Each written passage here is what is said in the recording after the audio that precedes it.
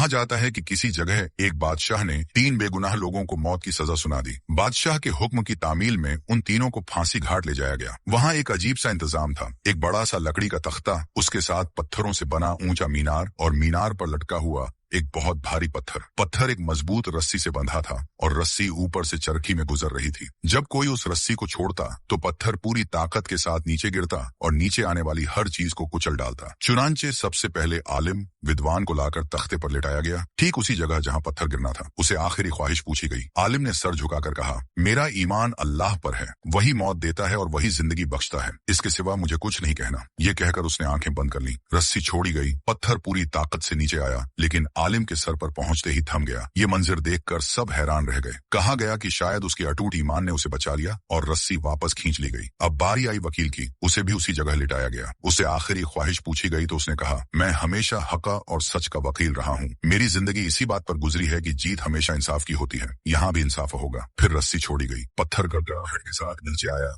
और इस बार भी सर के ऊपर आकर ठहर गया। लोग दंग रह गए। कहा गया कि शायद इंसाफ की ताकत ने उसकी जान बचा ली और वकील भी सुरक्षित उतर आया। आखिर में बारी आई फिलोसफर की। उसे भी मौत के तख्ते पर लिटाया गया और आखिरी ख्वाहिश पूछी गई। वो मुस्कुराया और बोला, न आलिम को उसका खुदा बचा पाया, न वकील को उसका इंसाफ। दरअसल मैंने ध्यान से देखा है, रस्सी पर ऊपर एक गांठ है, वही चरखी को अटकाती है, जिसकी वजह से पत्थर पूरा नीचे नहीं गिरता। अगर वो गांठ खोल दी जाए तो पत्थर जरूर गिरेगा। लोगों ने गौर से रस्सी देखी, वाकई वहां एक गांठ थी। उन्होंने गांठ खोली, रस्सी छोड़ दी और पत्थर पूरी शिद्दत के साथ नीचे गिरा। फलसफे का सर कुचल कर रख दिया। इबरत, कभी कभी बहुत कुछ जानते हुए भी चुप रहना ज्यादा अक्लमंदी और हिकमत में शुमार होता है।